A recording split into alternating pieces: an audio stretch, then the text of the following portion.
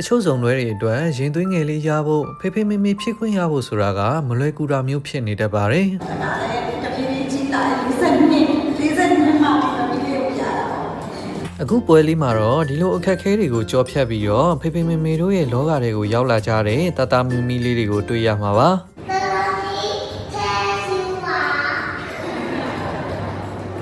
ဒီတော့ကျွန်တော်နဲ့အတူတူဒီ vlog လေးကနေတဆင့်အခုပွဲလေးကိုတူတူဆင်နွှဲလိုက်ရအောင်နော်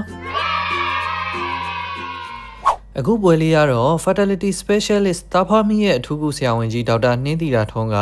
ကူညီပေးခဲ့တဲ့တတမီမီလေးတွေအယောက်600ကျော်တဲ့အထိမ်းအမှတ်အနေနဲ့ကျင်းပထားတဲ့ gathering party ပွဲလေးပဲဖြစ်ပါတယ် congratulations ပါမဟုတ်ကဲ့ကလေးရဖို့ခက်ခဲနေတဲ့ဇုံတွေအတွက်အခုခေတ်မှာဆိုရင်တော့ assisted reproductive technology လို့ခေါ်တဲ့နည်းပညာတွေနဲ့ကလေးရရှိနိုင်ဖို့ကူညီနိုင်နေပါပြီဒီပွဲမှာတွေ့ရတဲ့တာမီမီလေးတွေကတော့ IVF လို့ခေါ်တဲ့ဖန်ပြွန်သတိသားနည်းပညာ IUI လို့ခေါ်တဲ့တုပ်ပိုးထည့်သွင်းခြင်းနည်းပညာနဲ့ TI လို့ခေါ်တဲ့တာအုပ်ကြွေခြင်းအတူနေခြင်းနည်းလမ်းတွေနဲ့အောင်မြင်စွာရရှိထားတာပဲဖြစ်ပါတယ်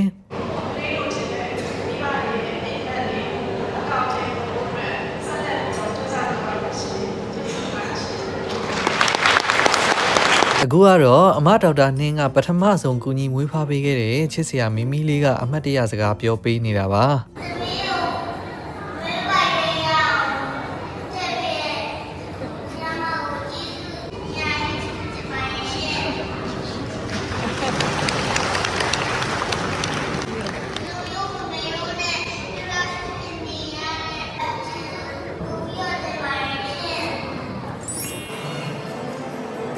ဒါကတော့နောက်ထပ်ချစ်စရာကောင်းတဲ့မီမီလေးရဲ့ကျေးဇူးတင်စကားပါ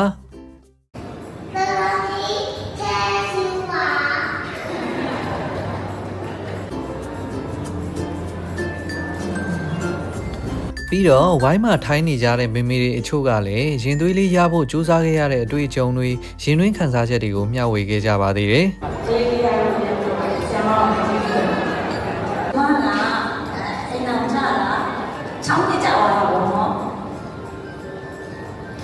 ဒါလည်းမရဘူး။ဒါလည်းတဖြည်းဖြည်းကြီးလာတယ်40နှစ်မှပြီးတော့ဒီလိုရတာ။ဆရာမရဲ့ကြီးစုကြောင်းတော့အဲ့ဒါတော့အသက်ကြီးပြီးတော့တာလို့မရရင်လည်းအောင်ရှော့ပါလေလို့ဆရာမကြီးနဲ့တွေ့အောင်စူးစမ်းပြီးတော့ကိုယ့်ရဲ့ရည်ရွယ်တွေကိုဝေသွားကြပါလို့ကိုယ့်ရဲ့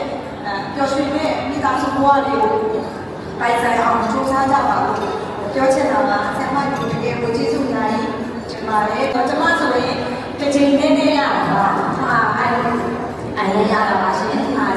ဒီတော့ကတော့ကျွန်မတို့ဆက်တွဲမြောက်ပေါ်နေတဲ့ဆက်တွဲမြောက်မှာအောင်နေရတာပါ။ဘွေးချင်ပါနဲ့တရားရည်ဆိုလို့ရှိရင်နာကျင်တာဒီနေ့ကျလို့ရှိရင်နာရဲ့ပေါ့နော်။အခုမှလည်းနာကိုဆွေးရတယ်။ဒါပေမဲ့ဆရာမဘွေးနဲ့ဆရာမနဲ့ဘွေးရဲ့ချိန်မှာနာကျင်တာဆိုလို့ရှိရင်အခုလည်းမရှိဘူးနော်။ပုံမှန်အတိုင်းပဲ။အဲ့ဒီမှာလည်းဆက်ဆက်လုံးဝမရှိပါဘူးဆိုတော့ဆရာမကအားလုံးကြည့်လို့ပါရှင်ကျေးဇူးများတင်ပါတယ်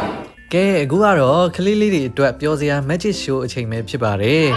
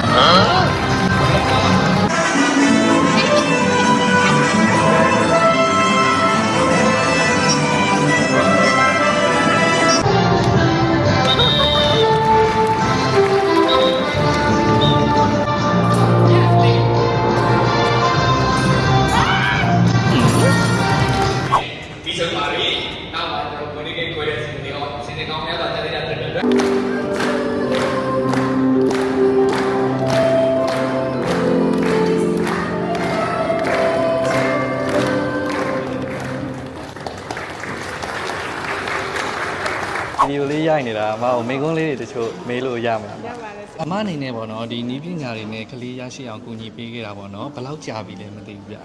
ART training နေပေါ့နော်အမသွားတာက2014 15တော့မှသွားတာဆရာအဲဒီကနေပြီးတော့ training နေတင်ပြီးပြန်လာတာတော့ 2015နှစ်လေပေါ့ဆရာဒီနီးပညာတွေကကျတော့စက်ပစ္စည်းတွေလည်းလိုအပ်တယ်လေစက်ပစ္စည်းတွေဆေးရည်တွေအဲ့ပစ္စည်းတွေအများကြီးပြုပြင်ဆင်ရတယ်လုပ်ငန်းစဉ်တွေကိုစတင်တာတော့2016နှစ်ဦးပါဆရာအခုဆိုရင်တော့10နှစ်ရှိပါပြီဆရာဟော10နှစ်တောင်ရှိပါပြီเนาะဟုတ်ကဲ့အခုကျွန်တော်ဒီကြည့်နေကြတဲ့ကျွန်တော်ရဲ့ပရိသတ်တွေထဲမှာပေါ့နော်ကလေးရဖို့စူးစမ်းနေကြတဲ့သူတွေလည်းရှိတယ်ပေါ့နော်ကလေးရဖို့စူးစမ်းနေတဲ့သူတွေအတွက်အမအနေနဲ့လို့အားပေးစကားလေးပြောပေးလို့ရပါလားလေးရဖို့ပေါ့နော်ဖေဖေမေမေဖြစ်ချင်တဲ့အိမ်မက်တွေရှိတဲ့ဇနီးမောင်နှံတွေပေါ့နော်အိမ်မက်တွေကိုလက်တွေ့အကောင့်ထဲပေါ်ဖို့အတွက်စူးစမ်းပေးပါမယ်လို့ဟုတ်ကဲ့ပါခုလိုမျိုးပွဲလေးစီစဉ်မှုအတွက်ဘယ်လိုများအကြံဉာဏ်ရသွားလဲဆိုတာလေးပြောပြပေးပါဦးဒီဟာလေးကိုစီစဉ်ဖို့ကတော့ကြာပြီဆရာစိတ်ကူးနေတာတော့လေအခုကဒီလောက်သက်လဲဒီနီးပညာနဲ့လေ2016ကနေ2026ဆို10နှစ်လဲပြည့်ပြီပေါ့နော်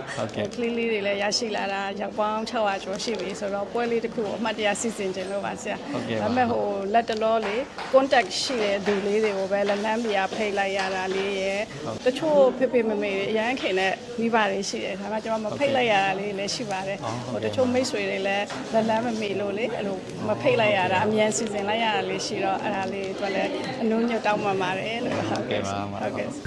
ဒီနေ့ပွဲလေးကိုလာလိုက်ရတာကကျွန်တော်အတွက်ကတော့မိဘတွေရဲ့ဒီတသားမီမီလေးတွေအပေါ်မှာထားတဲ့ချစ်ချင်းမြတ်တာတွေနောက်အမဒေါက်တာနှင်းတို့ရဲ့ဂျီနူပီတီတွေရဲ့ကလေးလေးတွေရဲ့ချစ်စရာပြုမှုတွေကိုမြင်ရတော့ကျွန်တော်ကိုယ်တိုင်လည်းထပ်တူဂျီနူပြီးတော့ပြောနေမိပါတယ်ဆရာမကြီးဒေါက်တာနှင်းတီတာထုံးနဲ့တိုင်ပင်ပြသခြင်းနဲ့ဆိုရင် BOC Fertility Center, Orchid Fertility Clinic လင်းရောင်ကြီး Specialist Clinic တွေမှာဆရာမကြီးနဲ့ပြလို့ရတယ်လို့သိရပါတယ်ကဲကျွန်တော်နဲ့အတူတူဒီပွဲလေးကနေပျော်ရွှင်ကြည်နူးကြမယ်လို့မျှော်လင့်ပါတယ်ခင်ဗျာနောက်ဗီဒီယိုလေးမှာတော့ IVF, IUI, TI နီးလန်းနေနဲ့ကလေးလေးတွေအောင်မြင်စွာပိုင်ဆိုင်ထားကြတဲ့ဖေဖေမေမေတို့ကသူတို့ရဲ့အတွေ့အကြုံတွေကို sharing လုပ်ပေးထားသေးတာမို့လို့နောက်ထပ်တင်မဲ့ဗီဒီယိုလေးမှာဆက်ပြီးကြည့်လိုက်ကြမယ်နော်အားလုံးကိုကျေးဇူးတင်ပါတယ်ခင်ဗျာနောက်ဗီဒီယိုမှာပြန်တွေ့ရမယ်တတ်တာ